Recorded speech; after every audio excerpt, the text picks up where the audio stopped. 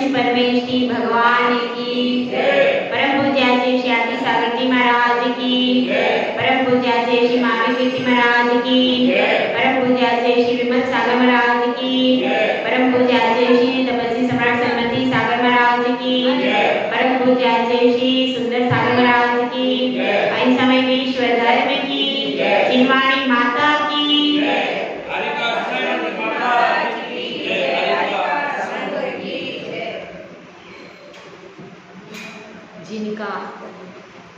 जिनके चरण सुंदर हैं उनका आचरण भी सुंदर हुआ करता है, और जिनके चरण सुंदर नहीं हैं उनका आचरण भी सुंदर नहीं होता।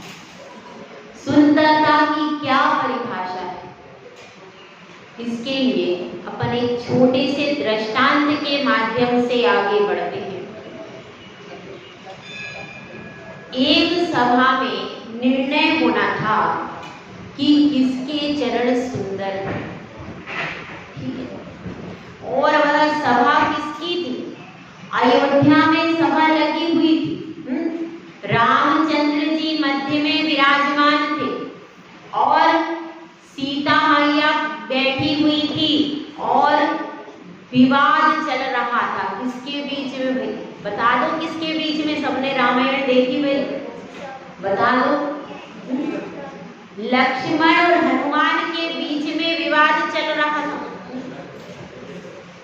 अब लक्ष्मण जी कहते हैं राम के चरण बहुत सुंदर है, वे नारायण है, मर्यादा पुरुषोत्तम है, राम राज्य की प्रथम उन्होंने स्थापना की है, प्रजावत्सल है, न्याय प्रिय है, सर्वगुणों से संपन्न है, सूर्यवंशी है, क्षत्रिय कुल नंदन है, इसलिए चरण तो राम के ही सुंदर हैं।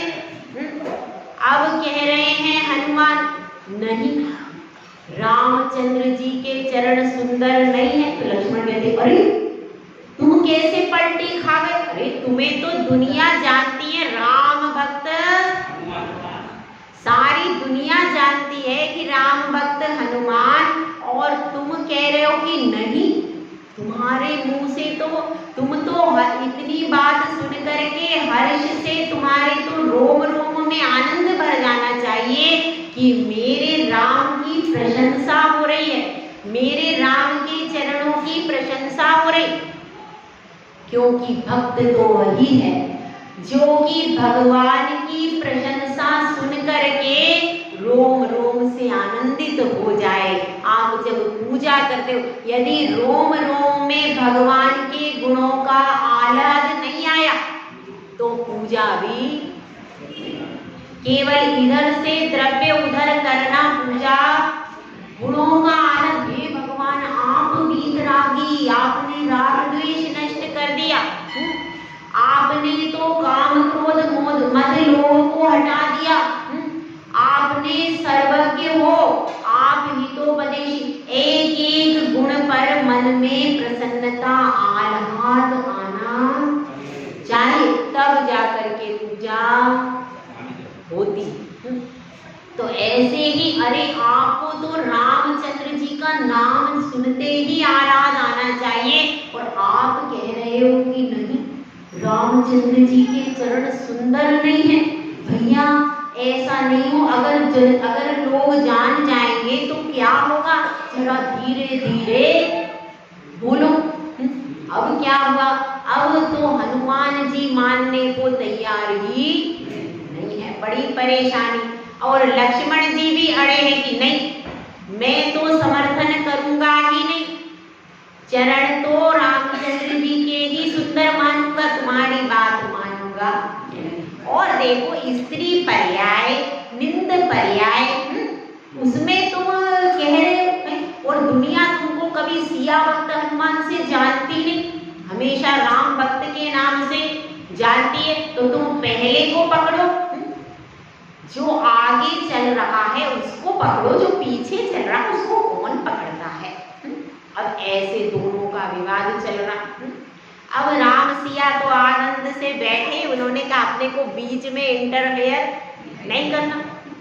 तो क्या कहते हैं कि जब दो बोल रहे हो तो बीच में इंटरप्ट करने वाला ना समझदार है, सब मूर्ख होता है वो। तो अब दोनों आनंद से बैठ करके मुस्कुरा रहे कि जब हमसे ये बोलेंगे तभी समाधान करेंगे। और राम को भी कुछ नहीं, वो तो दोनों अपने आनंद मगन हैं अपने, और इधर वो दोनों बैठे हैं और दोनों विवाद चल रहा है। अब लक्ष्मण जी ने तर्क रखा भाई कि अब आपने कह दिया कि सीता मैया के चरण सुंदर है हनुमंत से, तो मैंने तो ये सिद्ध कर दिया कि राम मर्यादा पुरुषोत्तम है। लोक में कौन है, कौन है? बलभद्र है। और बलभद्र की दो ही गति होती है, कौन कौन सी भाई? स्वर्ग और मोक्ष। और ये अगर पुरुषार्थ करें तो इसी भव से मोक्ष जा सकते हैं, इसलिए भी उत्तम है। मैंने सब कुछ सिद्ध कर दिया, अब तुम सिद्ध करो कि सिया के चरण क्यों सुंदर हैं, क्या सुंदरता इनमें है, क्या बात ऐसी है जो कि तुम इनको सुंदर सिद्ध कर रहे हो। तो सुंदरता की परिभाषा केवल बाहर से सुंदरता से नहीं होती।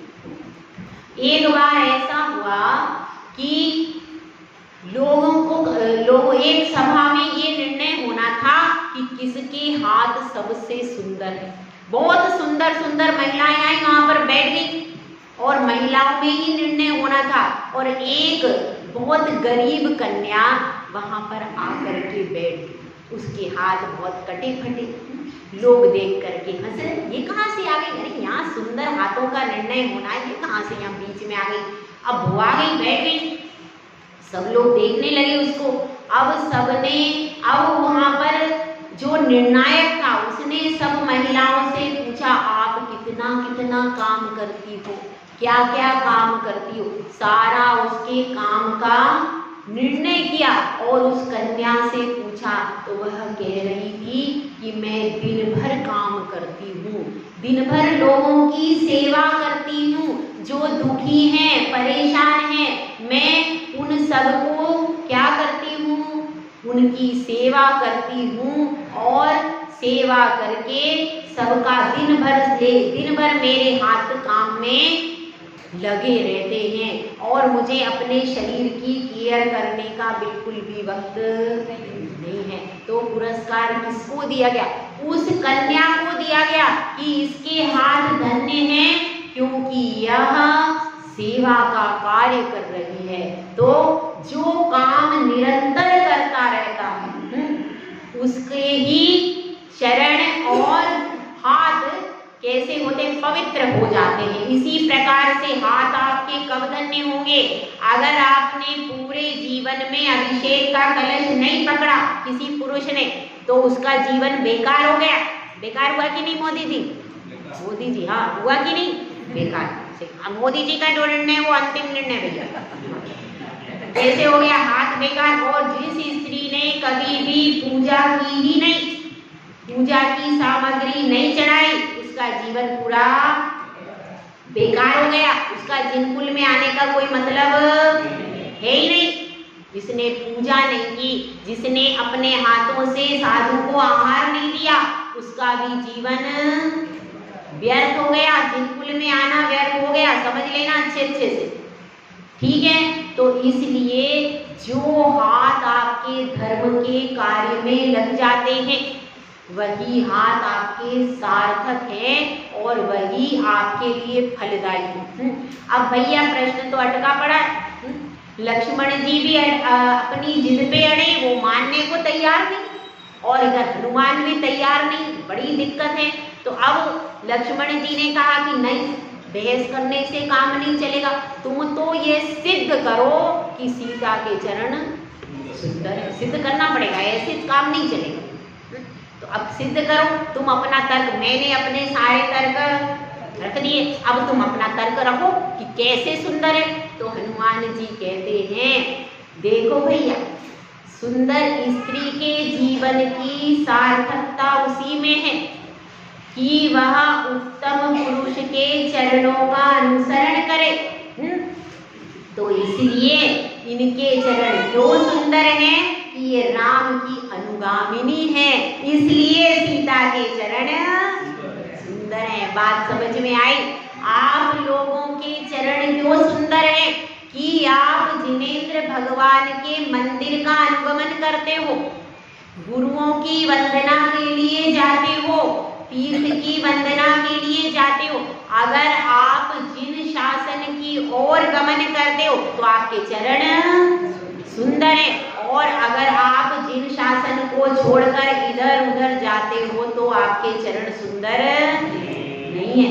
यदि इन चरणों, देखिए आपके चरण कब सुंदर बनेंगे, यदि आपने इन चरणों के द्वारा अनुव्रत की ओर गमन किया, अनुव्रत की साधना की, तो आपके चरण सुंदर है।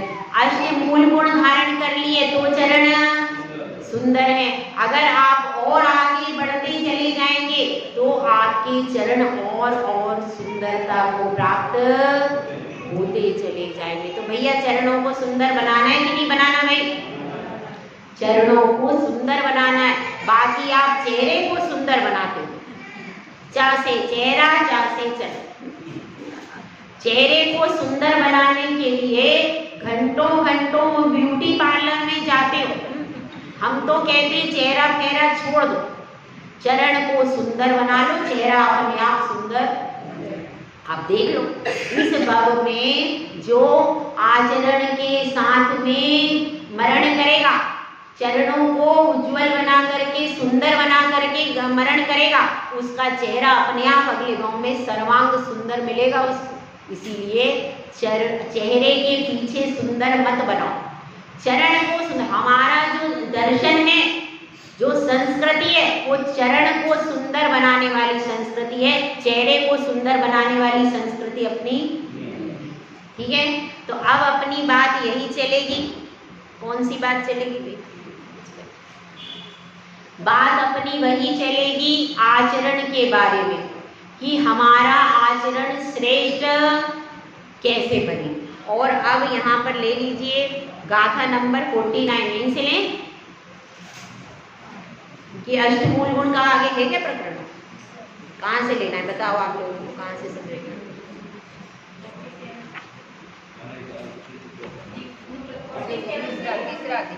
47 से ले लें। ठीक है,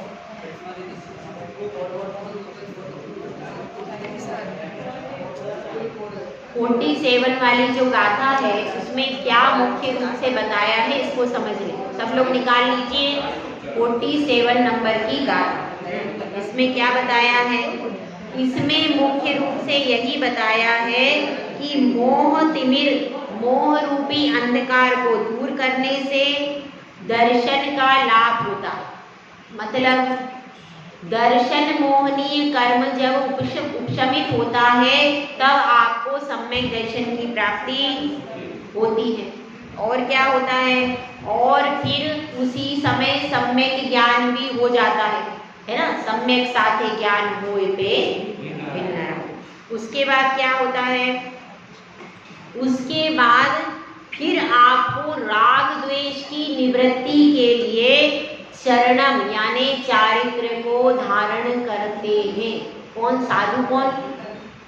साधु पुरुष तो करते ही हैं। साधु का मतलब है सज्जन पुरुष। सज्जन पुरुष चारित्र को धारण करते। अब वे सज्जन पुरुष महाव्रत भी धारण कर सकते हैं और अनुव्रत भी धारण कर सकते हैं। तो उसमें क्या बताया? हमारे चारित्र को ग्रहण करने का उद्देश्य क्या है भाई? राग द्वेष निवृत्ति। राग द्वेष की निवृत्ति होना चाहिए, तब चारित्र को धारण करने का कोई मतलब है। नहीं तो गुस्से में बैठे हो, रात दिन कषाय कर रहे हो, कितना ही तुम सोले का खा लेना और सोले का पहन लेना, आपका चारित्र नहीं है। ये मैं नहीं कह रही, ये समंत्रभद्र स्वामी आप। राग द्वेष की निवृत्ति के लिए ही नियम, संयम, आचरण ये सब लिया जाता है। यदि हम लक्ष्य को भूल जाएंगे तो कोई भी कार्य सिद्ध नहीं होगा। कषाय यदि बढ़ती जा रही, 16 के लिए आपने दिन भर कषाय करी, मेरा 16 छू गया, दिन भर कषाय करके रूठ के बैठ गए, सुबह से सब लोग मनाने आ रहे हैं भोजन कर लो भोजन कर लो, नहीं करना मुझको, और कषाय में बैठे रहे। क्या हुआ? पूरा परिवार परेशान हुआ, आप भी परेशान हुए, और ये चारित्र है ही, ये आचार्य संबंध पत्र। तो चारित्र धारण करने की प्रथम सीढ़ी, अभी तो एक भी अष्टमूल गुण भी नहीं आया भैया। सबसे पहले बात आ गई राग द्वेष की निवृत्ति के लिए चारित्र को धारण किया जाता है। इसीलिए पहला प्रश्न क्या बन सकता है? चारित्र को, साधु पुरुष चारित्र को क्यों धारण करते हैं? चारित्र को धारण करने का उद्देश्य इस पूरे श्लोक में बताया गया। समझ में आ गया? अपन दूसरे श्लोक की तरफ चलते हैं। दूसरा, अब क्या बताया? अब पहले आपको, अब इससे सीरियल वाइज चलेगा।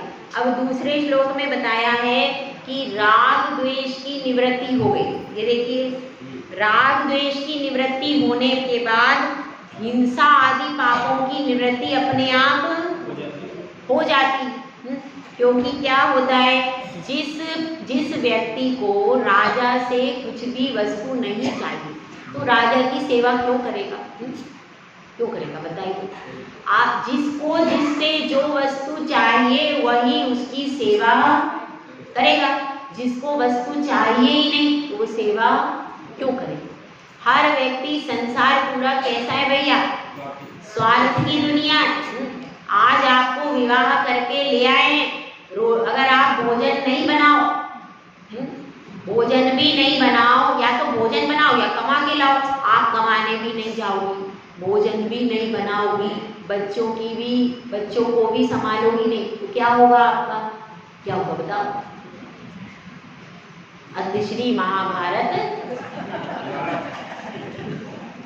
और अभी आपने इनसे विवाह किया, ये 7 फेरे देके आपको ले आए, अब ये कमाने को नहीं जाते हैं, ठीक है, कोई धन संपत्ति भी नहीं कमाते, चलो घर का काम कर ले, घर का काम भी नहीं करते हैं, ठीक है। अब भैया एक काम तो करना ही पड़ेगा, या तो बाहर का करो या अंदर का करो, तो आप दोनों ही नहीं करते, काम भी नहीं करते, दिन भर घर में बैठे रहते, तो आप क्या करोगी बताओ? नहीं पता, क्योंकि तो बहुत शांत महिला है, वो कुछ भी नहीं कहेगी। यहाँ बहुत शांत महिलाएं, वो कुछ भी नहीं कहेगी, मौन रह लेगी, ऐसी महिलाएं। तो इस क्या होगा फिर? क्योंकि स्वार्थ सिला है आपका, आप विवाह करके आई हो तो आपका क्या है कि ये हमारी आवश्यकताओं को पूरा करें, बच्चों का पालन पोषण करें, आवश्यकताओं को पूरा करें, और उनकी जो आवश्यकताएं हैं कि हम जब घर से लौटे तो हमको क्या मिलना चाहिए? अच्छे से भोजन पानी, सब व्यवस्था तैयार मिलना चाहिए, सब तैयार। वो तो सब तैयार तो मिलता है, उसके पीछे से वो उपदेश और मिलता है थोड़ा सा, तो वो चलेगा, कोई बात नहीं, लेकिन कम से कम भोजन की थाली तो तैयार मिल जाती है। आप लोगों का पुण्य है कि भोजन की थाली तो मिल ही जाती, उसके पीछे थोड़ा बहुत सुना देती तो कोई बात नहीं, वो तो थोड़ा सा चल जाता है। नमक थोड़ा सा ज़्यादा हो जाता है, और नमक कभी नहीं भी डाला हो तो वो सुना देती, उससे नमक हो जाता है, कोई तो ऐसा थोड़ा सा सुन सकते। पर अगर भोजन की थाली नहीं बनी और रूठ गई किसी दिन, तो फिर क्या होता है? ऐसी नहीं, यहाँ तो सब समझदार महिला, यहाँ कोई महिला नहीं रूठ के बैठती, वो सब भोजन बना के तुरंत रखती है, समझदार। हाँ, तो अब यह बात चल रही, सब स्वार्थ का संसार है, इसलिए कि जब अगर राग द्वेष आपका कम हो जाएगा तो आपकी हिंसादी पापों में प्रवृत्ति करने का मन अंदर से, और जब अंदर से नहीं है तो बाहर से भी प्रवृत्ति हिंसादी के प्रति कम हो जाएगी। इसी बात को इसमें समझाया। आगे की गाथा देखते हैं। आगे की गाथा है, कौन सी गाथा है? 49। इसमें यह बताया गया है कि 5 पाप कौन कौन से होते हैं और ये कैसे होते हैं। पाप की जो नालियां हैं, पाप की नालियां क्या हैं, इस विषय को इसमें बताया गया कि पाप की कितनी नालियां हैं भैया? पाप की 5 नालियां हैं, उन 5 नालियों के बारे में इसमें बताया गया है।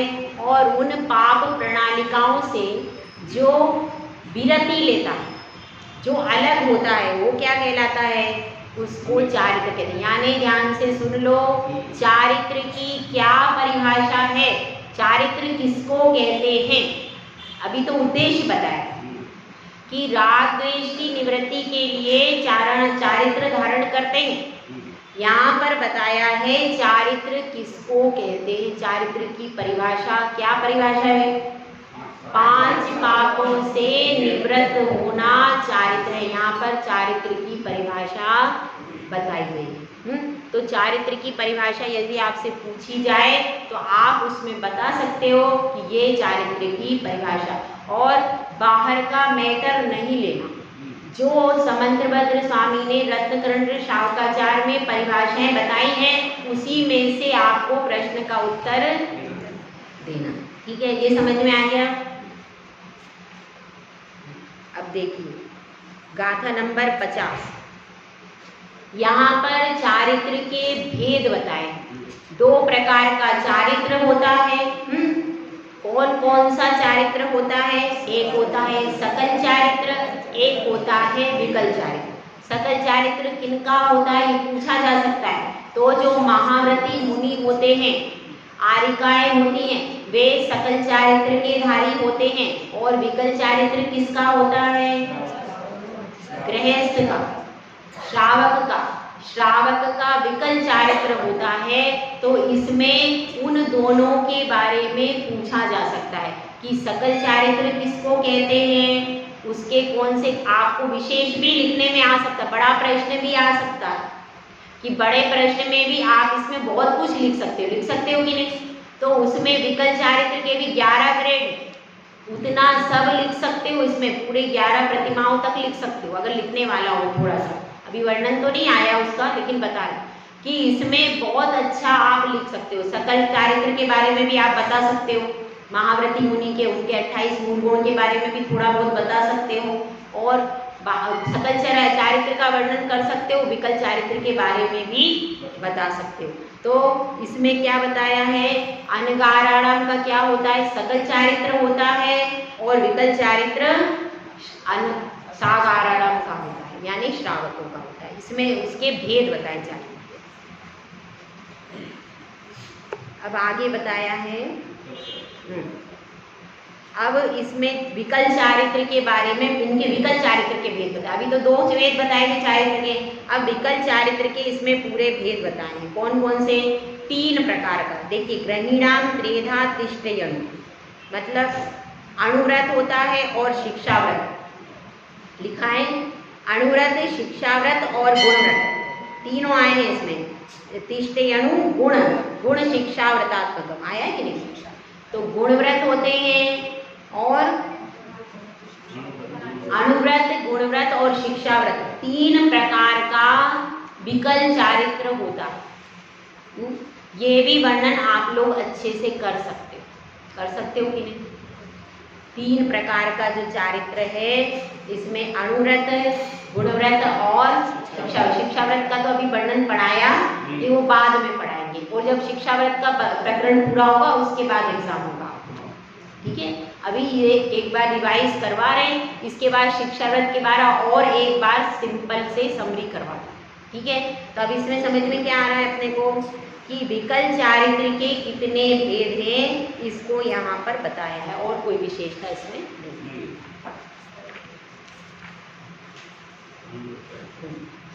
अब इसके बाद है 42 नंबर की गाथा। हाँ 52 नंबर की। अब इसमें बताया है अणुव्रत का लक्षण। यहीं से चारित्र की शुरुआत हो रही बताने की। तो इसमें बताया है अणुव्रत किसको कैसे। तो पहले इसमें नए नए नाम दिए। अगर आपको नए पर्यायवाची नाम भी पूछ लिए जाएं तो याद होने चाहिए। अगर हम 5 पापों के पर्यायवाची नाम पूछ लें तो आना चाहिए। इसमें सब नए नए नाम दिए हैं, प्राणातिपात, विथस और व्याहार, स्तेय और काम मूर्छा। तो ये इस प्रकार से ये 5 नाम बताए हैं। कौन कौन से नाम है? प्राणातिपात मतलब हिंसा, वितत व्यवहार यानी झूठ, इष्टे यानी चोरी, और काम मतलब खुशी, और मूर्छा यानी परिवर्तन। तो इस प्रकार से इन 5 स्थूल रूप से इन 5 पापों से जब विरत होते हैं तो अणुव्रत होता है। अणुव्रत किसको कहते हैं, अणुव्रत की क्या परिभाषा है, यह इसमें बताया गया।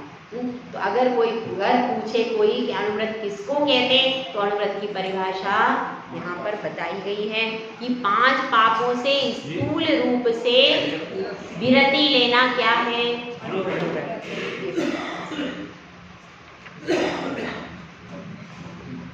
उसके बाद गाथा नंबर 53। इसमें क्या बताया, इसमें पहला व्रत कौन सा है, अहिंसाणु व्रत। ओ अहिंसाणु व्रत के बारे में उसका लक्षण बताया है कि अहिंसाणु व्रत किसको कहते हैं। तो 4 प्रकार की हिंसा होती, कौन कौन सी हुई, सबसे पहला नाम है संकल्पी, संकल्पी, आरंभी, उद्योगी और विरोधी, ये क्रम। तो इसमें यह बताया है कि संकल्पी हिंसा का त्याग करना कृतकारित अनुमोदना के द्वारा समस्त त्रस्त जीवों के प्रति, और क्या करना, उसको क्या कहते हैं, उसको स्थूल पदार्थ, स्थूल जो हिंसा है उससे विरमण होते हैं तो उनको क्या कहते हैं, अणुव्रत के धारी कहा जाता है। स्थूल हिंसा का त्याग करना है, त्रस हिंसा का त्याग करना, और संकल्प पूर्वक नहीं मारना। मेन चीज क्या है, संकल्प नहीं करना कि हम इसको मारेंगे, और किसी दूसरे के द्वारा करवाना भी नहीं है। और कोई अगर जीवों को मार रहा है, वध कर रहा है, तो हम उस जगह पर जाकर के ये ना कहें कि तुमने अच्छा, ऐसा अनुमोदना भी नहीं करनी। तो ये हो गया, इसमें क्या बता दिया, ये अहिंसाणु व्रत के बारे में पूरा उसका लक्षण बता दिया है। अब इसके बाद क्या है, हाँ, अब इसके बाद इसके 5 अतिचार बताए गए। कौन कौन से 5 अतिचार हैं, छेद करना, छेदन करना, बंधन करना, और पीड़ा देना, और अति भारारोपण, और आहार वारणा, आहार आदि को रोकना। हो गए 5, गिन लिए। कौन कौन से हुए, पहला छेदन, फिर बंधन, फिर पीड़न, 3 हो गए, और अति भारारोपण कितने हो गए, 4, और आहार का रोकना, ये क्या हो गया, ये 5वां हो गया। तो इस प्रकार से अहिंसाणु व्रत के कितने अतिचार होते हैं और हमको कैसे कैसे लगते हैं, यह प्रश्न आ सकता है। ये आपको जरूरी नहीं कि ऐसे सिंपल पूछ ले, वैसे भी पूछ सकते हैं कि कैसे हमको अहिंसाणु व्रत के, हम कौन कौन से ऐसे काम गृहस्थी में करते हैं जिनसे हमको अहिंसाणु व्रत के अतिचार लग जाते हैं, वो भी आपको बताना है।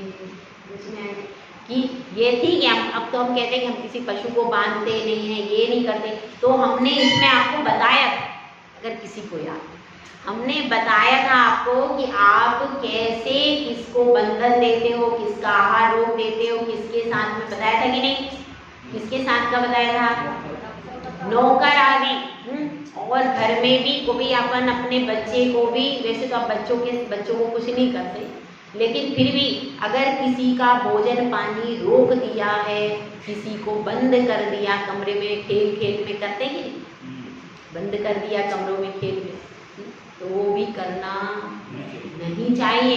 आपने 2 घंटे किसी को बंद करके रखा, अब हो सकता है वह बंद करना भी आपका अगले भाव में आपको बड़ा फल दे देवे, इसलिए किसी का भी रोकना रोधन आदि नहीं करना चाहिए, ये सबसे अच्छा है। ठीक है, ये समझ में आ गया। जिसको अगर किसी भी श्लोक में समझ में नहीं आया तो यहाँ पर पूछ सकते, ठीक है। अब आगे आ रहा है सत्यानुव्रत का लक्षण।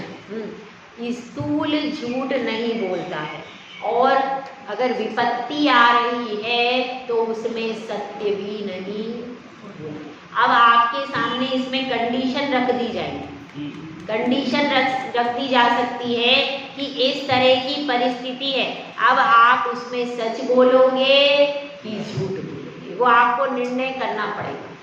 कंडीशन सामने रख दी जाएगी, कंडीशन आएगी आपको, कंडीशन आएगी। उस कंडीशन में अब आपसे पूछा जाएगा कि आपको सच बोलोगे कि झूठ बोलोगे। अब आपके ऊपर निर्भर है, अगर आप सही आंसर होगा आपका, अगर आप दोनों तरीके से, क्योंकि अगर विपत्ति में सामने वाला पड़ जाएगा आपके सच बोलने से, तो आपको क्या बोलना है, तो आप झूठ बोल करके यदि किसी के प्राण बचा लेते हो तो वह झूठ सत्य के बराबर है। और आपने सच बोला और सामने वाले को फांसी हो गई तो ऐसा सच नहीं, ऐसा सच भी नहीं। ठीक है, तो अब इसमें क्या बता रहे हैं, इसमें मुख्य रूप से यही बताया है कि केवल आपका स्थूल झूठ का ही त्याग है, सूक्ष्म झूठ का त्याग नहीं है। और प्रत्यक्ष का भी बताया, सामने जो चीज है, जो चीज सामने उपस्थित है ऐसी चीज को मना नहीं करना। और इसमें कहानी भी आती है कि आप मायाचारी करके झूठ कितना ही बोलते रहो, लेकिन अंत में क्या हो जाता है, जब सत्य प्रकट हो जाता है तो सब लोग आपसे घृणा करने। तो इसलिए झूठ बोलना ही नहीं चाहिए। आप सबसे ज़्यादा टेंशन फ्री रह सकते हो, सबसे ज़्यादा बीमारियों से फ्री रह सकते हो। कैसे? झूठ बोलना बंद करो। और महिलाओं को तो ज़रूरत ही नहीं रहती, उनको कमाना पड़ता है इसलिए वो बोलना पड़ता है। आप लोगों को क्या ज़रूरत है? अरे माता जी, अब आपको कुछ पता नहीं, आप लोगों को भी, आप लोग चाहो तो आपको, जो घर में महिलाएं रह रही हैं वो तो चाहें तो बहुत कम झूठ बोल सकते हैं, कोई ज़्यादा जरूरी नहीं है। जरूरी नहीं कि मोबाइल पे हर समय बोलते रहे, मोबाइल पर हर आदमी सबसे ज़्यादा झूठ, मोबाइल की वजह से ज़्यादा लोग झूठ बोलने लगे, पहले नहीं बोलते थे। सही है? हाँ सही है, मोदी जी ने सही बताया। हाँ, अब 56 नंबर पे आ जाइए, सत्यानुव्रत के 5 अतिचार। हाँ भाई, परिवाद। परिवाद का मतलब क्या होता है? दूसरों की बुराई। हर समय जब भी बैठते हैं तो दूसरों की बुराई के अलावा और कुछ कहने सुनने को होता ही नहीं। हर समय वो क्या हो रहा है, उसके यहाँ क्या हो रहा है, वो ऐसा कर रहा है, वो ऐसा कर रहा है।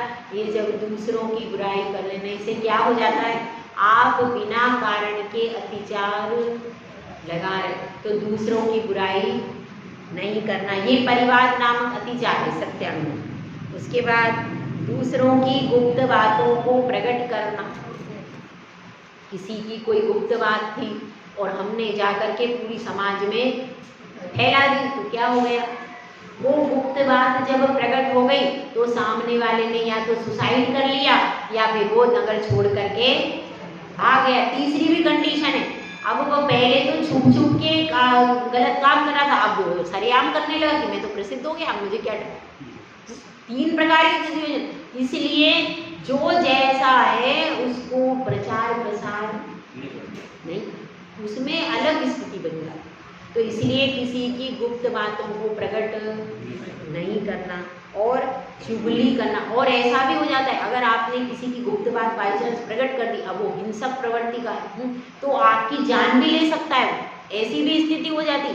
और या फिर वो जान नहीं ले पा रहा तो अभी तो वो चुपचाप बैठ गया, भविष्य में कोई ना कोई उपद्रव करके आपके घर में परेशानी खड़ी कर सकता है। इसलिए किसी के साथ आप बुरा करो ही मत, सीधी बात है। उसके बाद क्या, चुगली करना।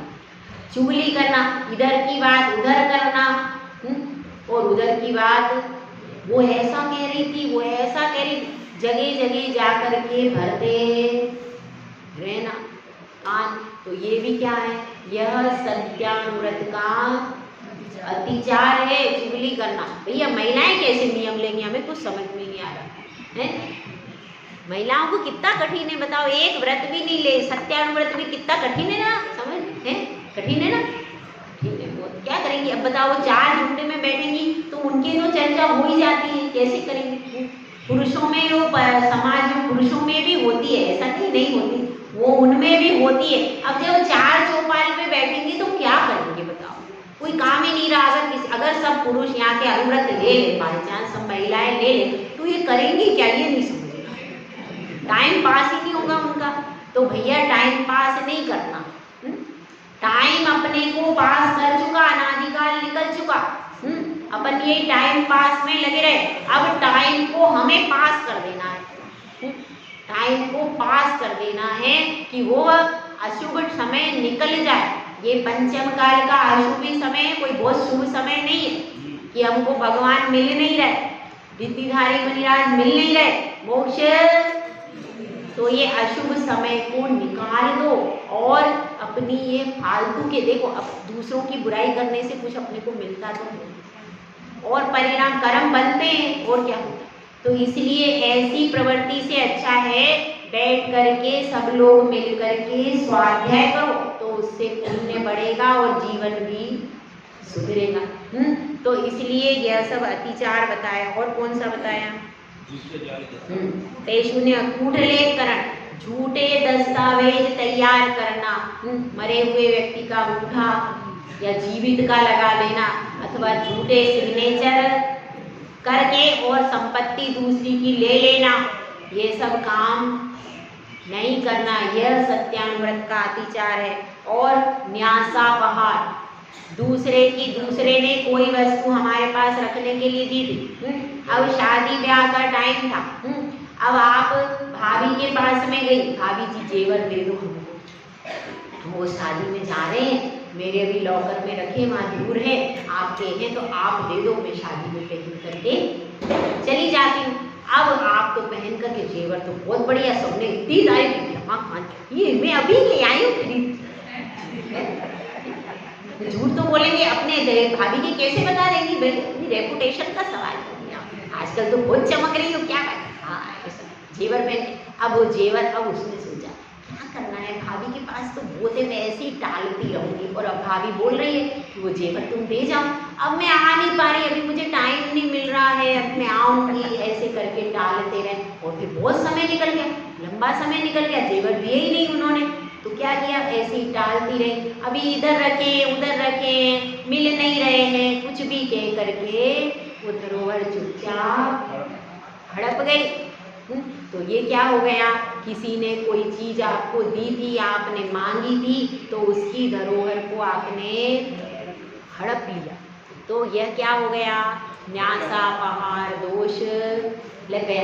इसलिए किसी की अगर कोई वस्तु कोई रखने को भी दे जाता है कि भाई मैं बाहर जा रहा हूँ, मेरी वस्तु आप थोड़े दिन के लिए रख लो, मैं बाद में ले लूँगा, तो क्या कर दिया, उसकी धरोहर रख ली, लेकिन बाद में कह दिया कि नहीं नहीं मुझे तो याद नहीं, कब रखी थी, कहाँ मेरे को तो कुछ याद नहीं, कब रखा था, ऐसा कर लेना। तो यह सब काम क्या हो गया, आपका सत्यानुव्रत का अतिचार लग गया इसमें।